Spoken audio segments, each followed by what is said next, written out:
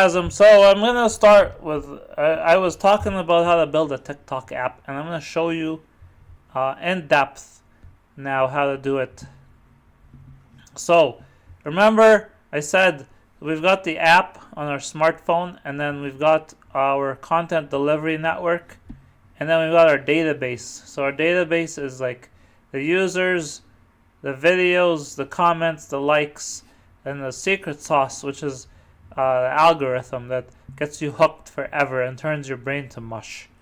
So, I digress. But now, let's say you're on the app. So how do you get this app to actually work? So, first thing that happens is a user signs up to the app. So they pick a username and password, an email address, phone number, whatever. That goes to the standard code, and then that user is registered in a database. And there's some like user confirmation email or SMS message or whatever. I should add here you need an SMS gateway, but we're gonna see that at the end. So this is actually really trivial. You could build this in like a couple hours even, or you don't even need to build it. There's scripts out there that you can just use open source to do this part. So now you've logged in, you upload a video. So what happens? So the video gets to the code and it gets processed, and there's a link here between the video database and the user database, which lets us know which user uploaded the video, and that metadata gets stored in the video database, and then the video is sent to the content delivery network so that it can be distributed to all the users that are going to watch. Okay, now we introduce a fourth database because actually we got a spy on you. So every action that's ever taken by any user on the app gets recorded. So that means every time you open the app, everything you search for, every video you watch, and how long you watch a video for, which profiles you view. So if I'm watching a video and I skip to like 5 minutes and 47 seconds and I watch for 10 seconds, the app knows that, and that gets stored. Or if I pause the video, that gets recorded. That gets recorded in a database and it stays forever.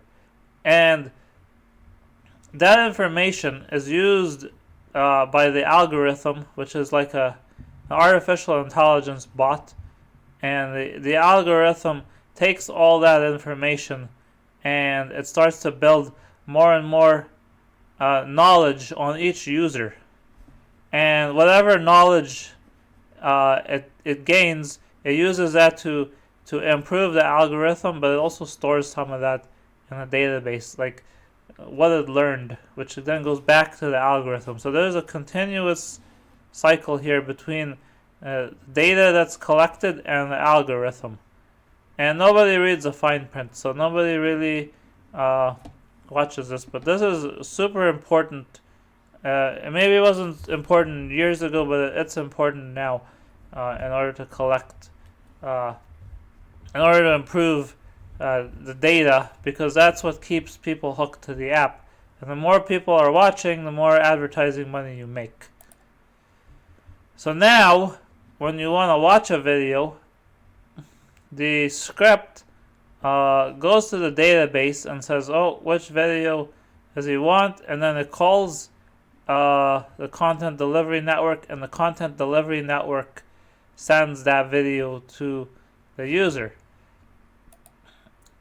And so as we see now, if you post a comment or a like, then the comment or the like goes to the standard script, and that gets sent to the script, sends that to the database that stores the comment or the like, and that's linked to both the video and the user, so that when somebody clicks on a video, there's a search function that searches the comments database, and it pulls up all of the comments associated with that video, and then each of those comments is used to search the user database to see to put the username, and that creates a video page. And obviously posting the comment gets stored forever. And then finally you also need to have like some kind of operations center. So you have to be able to comply with all the different laws where you're operating, because people are going to complain. People are going to upload inappropriate stuff that you have to delete. So then you got to be able to monitor the app and make sure it's running okay 24/7, 365. And so you're going to need some people to watch. Now, oh yeah, so TikTok China, how it really works is we have about 800 TikTok employees in the not employees, but engineers. I can't really call them engineers, but they are like software engineers. And like 3,200 of them are in China. And so the algorithm, the secret sauce that runs everything, is actually in China, and the databases are in China, and there's only a very small portion of the back end that does like administrative tasks like creating accounts and that kind of thing. That's actually what's located in the United States. But the actual sauce, the actual scripts that tell you what video to be watching or what decide what content you should be watching are all located in China. And we're gonna, so now there's a big opportunity to build a TikTok. But if we go take a look here. So I told you in the first video that it's super easy. So if you go to Amazon Web Services now, there's a service called Amplify. Amplify does what's called full stack, and by full stack, you can think of an app as a stack, and by that I mean there's a front end, and which is what the user sees. You can think of it like a building kind of. So there's the app, which is what's the code that runs on the phone, and then sometimes if the app is web based, there's another layer of code that does like the style, the fonts, and what the page looks like. And then there's the back end, which is the scripts that run on the server that manage all the data. And then there's the actual database, which is what holds all the data. And so the database may have its own scripts as well. So a typical web stack is called, one of the popular ones was called LAMP, which was Linux, Apache Web Server. So L was Linux, A was Apache, and then M was MySQL, and P was PHP. So I digress. But basically, you can build a server-side app with a front-end app and user interface and storage and data and scale to millions of sources. And you can do this in a matter of hours. You can literally go in and type out what you want, and you still need to know some code, but you can literally build the app in a few hours now. And you can use all the different languages. So Swift is a language that an iPhone app is written with, and then obviously we've got Android, and there's a whole bunch of other frameworks like Angular and React, which are used to build web apps. So can call it like a website, but it's a website that's got more capabilities. And now to deploy an app, you still need to go to Apple and get a developer account and some of that, and then take some time to actually put that in the Apple Store or the Google Play Store, but not a big deal. And then now if we look at another service, we're going to go CDN. You can go S3 for S3. So we can use you use S3 to deploy to host all the data, like all the videos. But actually, what you want to use is CloudFront. So if we go to where are we here? CloudFront. So CloudFront is the Amazon content delivery network, and this is actually used by Netflix, NBC, a ton of companies, and automatically you can put your videos on the Amazon CloudFront to deliver content at a really low latency and high transfer speed.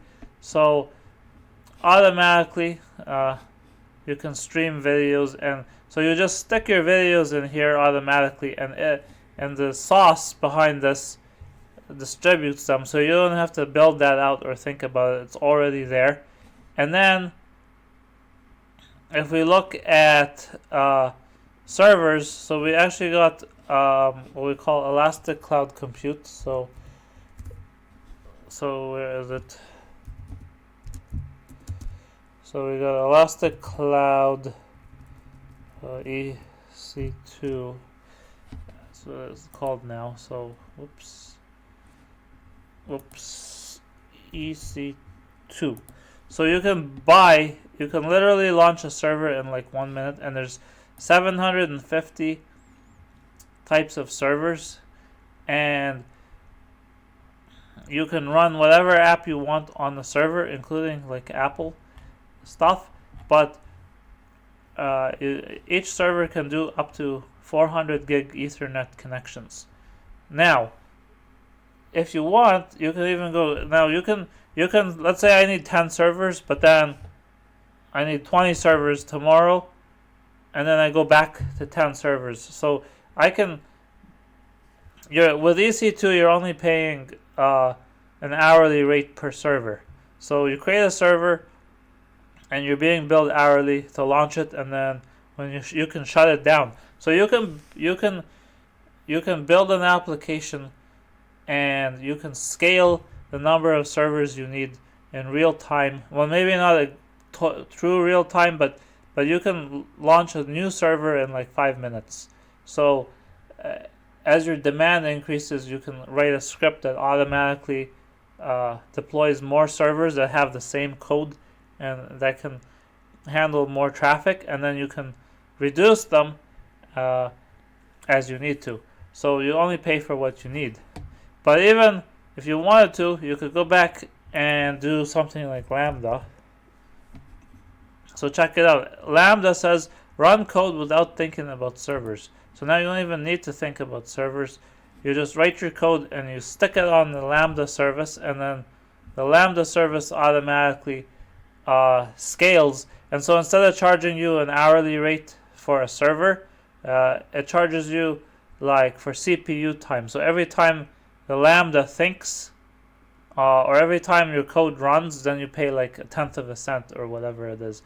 And so you can build an app on Lambda and just think about the code, and you don't have to worry about the hardware that the code is running on, or even like the virtual hardware. It's serverless. Now it's not actually serverless. There's servers obviously running there, but you don't have to worry about that. It's a benefit of the cloud. And then now we've also got the database. So we gotta go RDS.